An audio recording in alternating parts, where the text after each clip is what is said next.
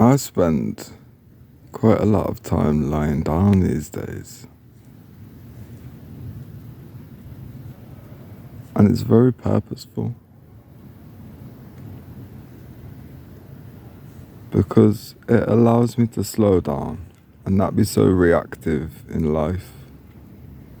And more responsive and responsible in action. To move purposefully. Not out of patterning or programming or obligation. And that means I'm able to fully show up and fully commit to any action. And even choose to respond or not to external stimuli.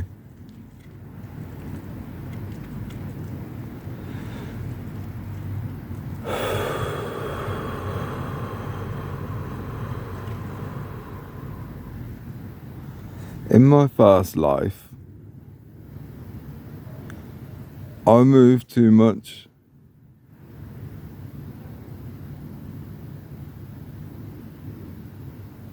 So I've had to lie down too much. Well, not to be polarizing or anything, but in an ideal world, I would have been far more active, knowing what I know.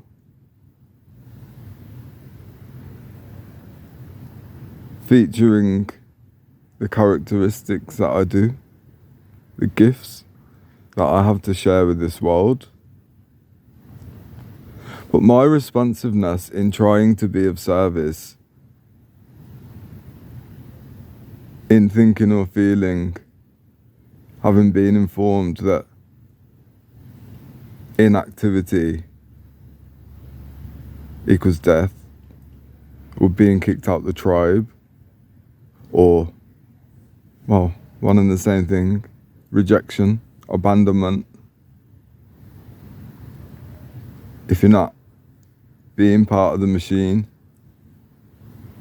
busy hive.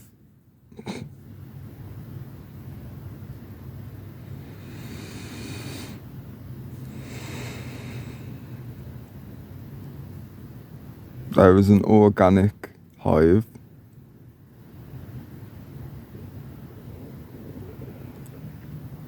And it requires a methodical approach to life, coupled with surrender to the flow of life. Rather than calculated cogs in a machine,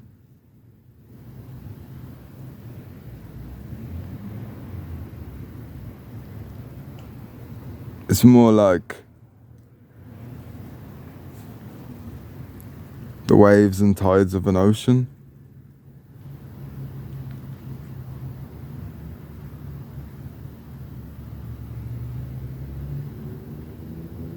Stillness and movement. We can find the movement in the stillness. We can feel the stillness in the movement. Presence is the common denominator. If you can lie down in full awareness, then you'll see the parts of you that are trying to convince you that it is incorrect or wrong or bad.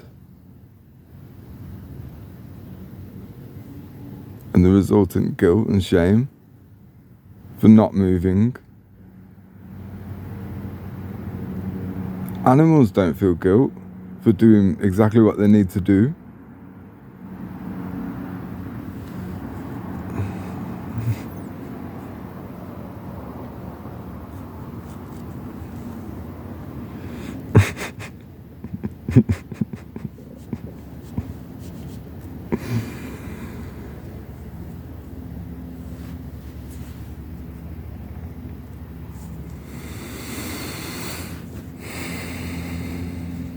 Relaxation is our birthright.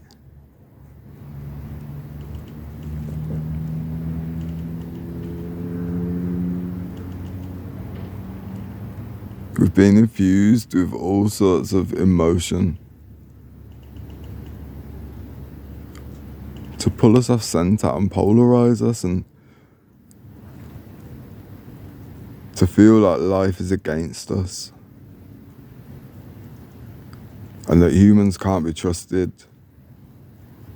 and that we're all just prisoners of our own minds first and foremost, but also beholden to positions of authority. That's what they're called. That stand on a box that's higher than you and shout down at you instructions how to live your life, or more to the point, reprimand you when you colour outside the lines. But it's all illusion. Who are these men? And who are we? We are creatures of creation, sovereign entities with free will to choose every thought, word, and deed.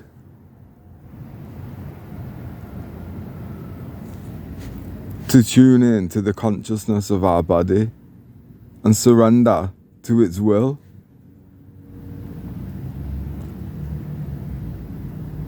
The consciousness of the body knows. It knows the medicine.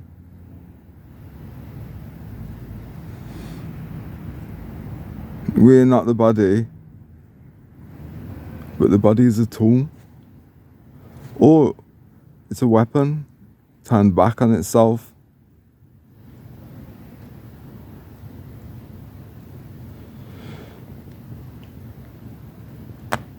Autoimmune disorders such as fear, and that's it. That's the only threat to humanity, fear. It's like the big scary shadow men, their big boys club.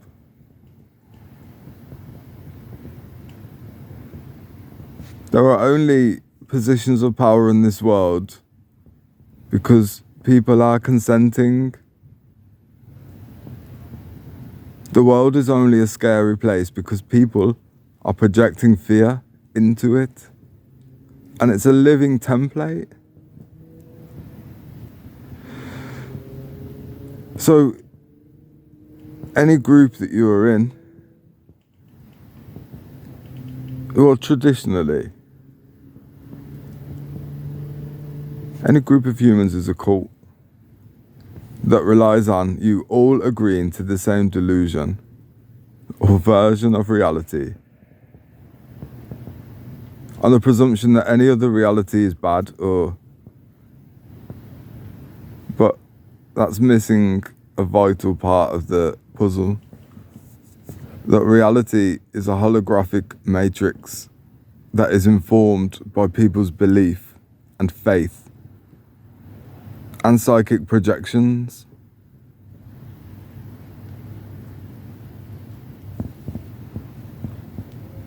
That's why it's crucial to think for yourself. That's why it's crucial to investigate your own being, the template, the truth of who you are meant to be, who you should have, could have, would have been, were an inorganic overlay, not injected into you through various means, ways of being, relative to who we think the world wants to see or the things we admire, however superficial. Television programming,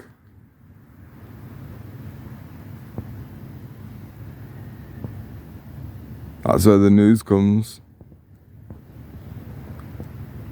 That's how you can see the politicians doing their job. Not really. Just pretending because the cameras are on. What's done in the dark will come to light. Those vessels, those empty... See, it doesn't even matter. It doesn't even matter about those. You know why? Because we have to focus on us. We have to live and embody the solutions. Never mind the problems. The problem is that there is no problem. And just not many obvious solutions floating around, but the answer is to just be, without question, without apology, to just let life breathe through you, and to become so confident in who you are that nothing can remove you from your center, which, not coincidentally, is where we serve creation from. From a still heart,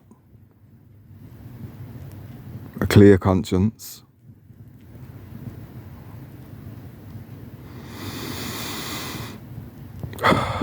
and a satisfied soul.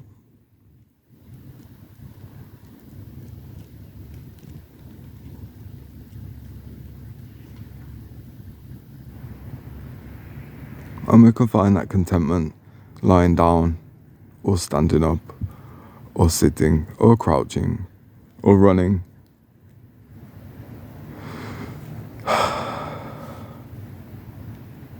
The simple things in life, the things we take for granted, the things we have traditionally, historically taken for granted.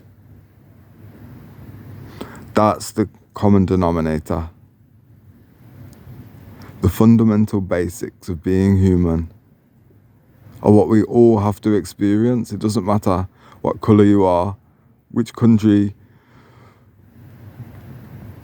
which faith, which language. The human experience is felt. We've tied ourselves up and divided ourselves time and time again. Through language, through translation of the substance of life, through superstition and traditionalism, through scientific exploration, all trying to put words to a sensory experience.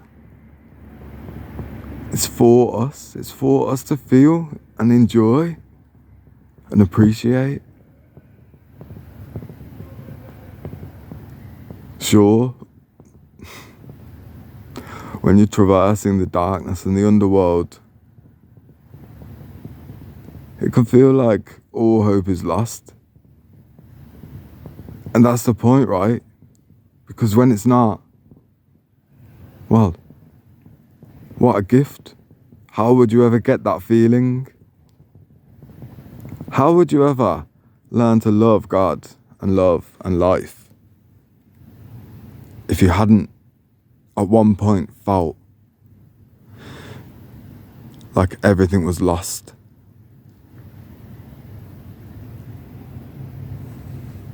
We don't appreciate the water, so God gifted us a desert.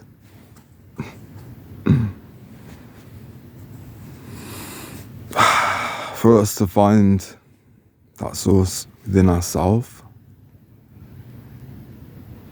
the wellspring that never runs dry.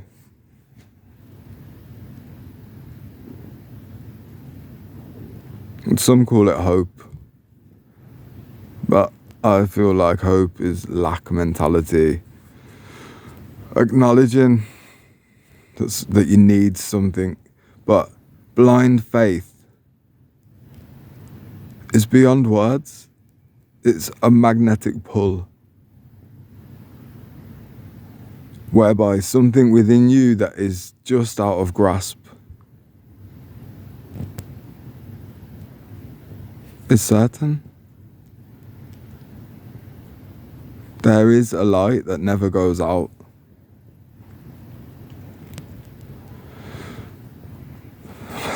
On that note, good night.